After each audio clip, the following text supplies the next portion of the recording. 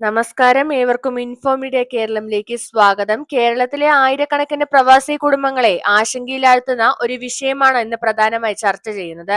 മാസങ്ങളായി പ്രതീക്ഷിച്ചിരുന്ന പ്രവാസി ക്ഷേമ പെൻഷൻ ലഭിക്കാതെ വന്നതോടെ നിരവധി കുടുംബങ്ങൾ കടുത്ത സാമ്പത്തിക പ്രതിസന്ധിയിലാണെന്നാണ് ഉയരുന്ന പരാതികൾ. എന്തുകൊണ്ടാണ് ഈ സാഹചര്യം ഉണ്ടായത്? എത്ര പേർ ഇതിന്റെ ആഘാതം നേരിടുന്നു? പ്രവാസി സംഘടനകൾ എന്താണ് ആവശ്യപ്പെടുന്നത്? സർക്കാരിന്റെ ഭാഗത്തു നിന്ന് എന്തെങ്കിലും പ്രതികരണമുണ്ടോ? ഈ എല്ലാ കാര്യങ്ങളും വിശദമായി പരിശോധിക്കാം. അതിനാൽ ഈ വാർത്ത പൂർണ്ണമായും കാണുക. ചാനൽ ആദ്യമായി കാണുന്നവരാണെങ്കിൽ ചാനൽ സബ്സ്ക്രൈബ് ചെയ്യാനും ബെല്ലൈക്കൻ എനേബിൾ ചെയ്യാനും മറക്കരുത്. കേരളത്തിൽ പ്രവാസികളുടെ ക്ഷേമത്തിനായി നടപ്പാക്കിയ ഏറ്റവും പ്രധാനപ്പെട്ട സാമൂഹ്യ സുരക്ഷാ പദ്ധതികളിൽ ഒന്നാണ് പ്രവാസി ക്ഷേമ പെൻഷൻ. വർഷങ്ങളോളം വിദേശത്തും രാജ്യത്തിനകത്തും കഠിനാധ്വാനം ചെയ്ത പ്രവാസികൾക്ക് വാർദ്ധക്യകാലത്ത് സാമ്പത്തിക സുരക്ഷ ഉറപ്പാക്കുക എന്ന ലക്ഷ്യത്തോടെയാണ് ഈ പദ്ധതി ആരംഭിച്ചത്. എന്നാൽ ഇപ്പോൾ വലിയ ആശങ്ക ഉയരുകയാണ്. ജൂലൈ മാസം എത്തിയിട്ടും കഴിഞ്ഞ 3 മാസത്തെ പെൻഷൻ തുക ലഭിച്ചിട്ടില്ലെന്നാണ് നിരവധി ഗുണഭോക്താക്കൾ പറയുന്നത്. ഓരോ മാസവും പ്രതീക്ഷയോടെ അക്കൗണ്ട് പരിശോധിക്കുന്ന ആയിരക്കണക്കിന് കുടുംബങ്ങൾ ഇപ്പോൾ നിരാശയിലാണ്.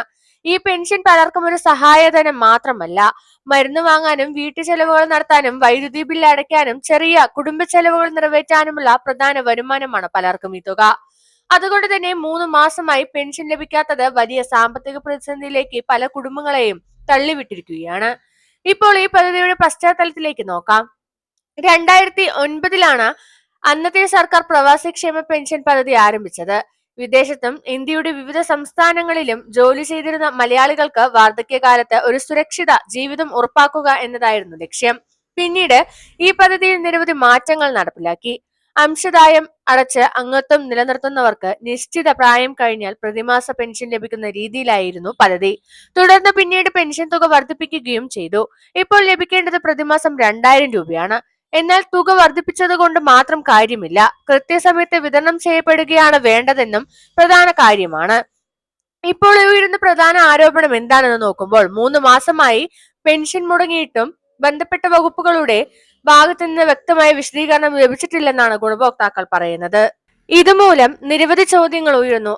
ഇപ്പോൾ വിതരണം നടക്കും, എല്ലാ കുടിശ്ശികയും ഒരുമിച്ച് ലഭിക്കുമോ, അല്ലെങ്കിൽ ഘട്ടം ഘട്ടമായിരിക്കുമോ? ഇതുവരെ വ്യക്തത ലഭിച്ചിട്ടില്ലെന്നാണ് പലരും പറയുന്നത്. പ്രവാസികളുടെ കേരള സമ്പദ് വ്യവസ്ഥയിലുള്ള പങ്ക് വളരെ വലുതാണ്. കേരളത്തിന്റെ സമ്പദ് വ്യവസ്ഥയിൽ ഏകദേശം 19.5% സംഭാവന പ്രവാസികളുടേതാണെന്നാണ് വിവിധ പഠനങ്ങൾ ചൂണ്ടിക്കാണിക്കുന്നത്. ഇത് ചെറിയ സംഖ്യയല്ല. കേരളത്തിന്റെ സാമ്പത്തിക വളർച്ചയിൽ നിർണായക പങ്ക് വഹിക്കുന്ന വിഭാഗമാണ് പ്രവാസികൾ.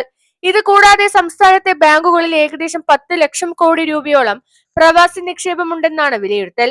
അതായത് കേരളത്തിന്റെ സാമ്പത്തിക രംഗത്തെ ശക്തിപ്പെടുത്തുന്നതിൽ പ്രവാസികളുടെ പങ്ക് വളരെ നിർണായകമാണ്. ഇത്തരം സാഹചര്യത്തിൽ പ്രവാസി ക്ഷേമ പെൻഷൻ മുടങ്ങുന്നത് വലിയ ആശങ്കയുണ്ടാക്കുന്ന വിഷയമാണെന്നാണ് വിവിധ സംഘടനകൾ പറയുന്നത്. ഏകദേശം 96,000 കുടുംബങ്ങളെയാണ് ഈ സാഹചര്യം നേരിട്ട് ബാധിക്കുന്നതെന്നാണ് റിപ്പോർട്ടുകൾ പറയുന്നത്. ഓരോ കുടുംബത്തിനും ഓരോ സാഹചര്യങ്ങളുണ്ട്. ചിലർക്ക് ഇത് മരുന്നിനുള്ള പണമാണ്, ചിലർക്ക് ഭക്ഷണ ചെലവിനുള്ള സഹായമാണ്, മറ്റു ചിലവർക്ക് കുടുംബ ചെലവുകളുടെ പ്രധാന ആശ്രയമാണ്. അതുകൊണ്ട് തന്നെ ഈ കാലതാമസം വലിയ പ്രയാസങ്ങൾ സൃഷ്ടിക്കുകയാണ്. ഇവിടെ മറ്റൊരു പ്രധാന കാര്യം കൂടി ശ്രദ്ധിക്കണം. ഇത് പൂർണ്ണമായും സൗജന്യമായി ലഭിക്കുന്ന പെൻഷനല്ല. പ്രവാസികൾ വർഷങ്ങളായി സ്വന്തം വരുമാനത്തിൽ നിന്ന് അംശദായം അടച്ചാണ് ഈ പദ്ധതിയിൽ അംഗങ്ങളായത്. അതായത് ഇതൊരു കോൺട്രിബ്യൂട്ടറി പെൻഷൻ പദ്ധതിയാണ്. കഠിനാധ്വാനം ചെയ്ത് സമ്പാദിച്ച പണത്തിൽ നിന്ന് ചെറിയൊരു വിഹിതം മാറ്റിവെച്ചാണ് അവർ ഈ പദ്ധതിയിൽ പങ്കാളികളായത്. അതിനാൽ സമയത്ത് പെൻഷൻ ലഭിക്കണമെന്ന ആവശ്യം ന്യായമാണെന്നാണ് പലരും ചൂണ്ടിക്കാണിക്കുന്നത്. വിദേശ രാജ്യങ്ങളിൽ വർഷങ്ങളോളം കുടുംബത്തെ വിട്ടുനിന്ന് ജോലി ചെയ്ത നിരവധി പ്രവാസികൾ ഇന്ന് നാട്ടിലേക്ക് മടങ്ങിയിരിക്കുകയാണ്. പ്രായാധിക്യം കാരണം പലർക്കും ഇനി ജോലിക്ക് പോകാൻ കഴിയുന്നില്ല. അത്തരം സാഹചര്യത്തിലാണ് ഈ പെൻഷൻ അവരുടെ പ്രധാന ആശ്രയമാകുന്നത്.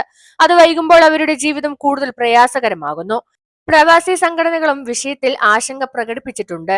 കുടിശ്ശിക തുക എത്രയും വേഗം വിതരണം ചെയ്യണമെന്നും ഭാവിയിൽ ഇത്തരം കാലതാമസം ഒഴിവാക്കാൻ സ്ഥിരമായ സംവിധാനം ഒരുക്കണമെന്നും ഗുണഭോക്താക്കൾക്ക് വ്യക്തമായ വിവരങ്ങൾ നൽകണമെന്നും വിവിധ സംഘടനകൾ ആവശ്യപ്പെടുന്നു. സർക്കാരിന്റെ ഭാഗത്തു നിന്ന് ഔദ്യോഗികമായി പുതിയ പ്രഖ്യാപനമോ വിതരണമോ ആരംഭിക്കുന്ന തീയതിയോ വന്നാൽ അത് ഗുണഭോക്താക്കൾക്ക് വലിയ ആശ്വാസമാകും. അതിനാൽ എല്ലാവരും ഔദ്യോഗിക അറിയിപ്പുകൾ ശ്രദ്ധിക്കേണ്ടതാണ്. സ്ഥിരീകരിക്കാത്ത വാർത്തകളിൽ വിശ്വസിക്കാതെ സർക്കാർ വകുപ്പുകളുടെ ഔദ്യോഗിക വിവരങ്ങൾ മാത്രം ആശ്രയിക്കുന്നതാണ് നല്ലത്. കേരളത്തിന്റെ വികസനത്തിൽ പ്രവാസികളുടെ പങ്ക് വളരെ വലുതാണ്.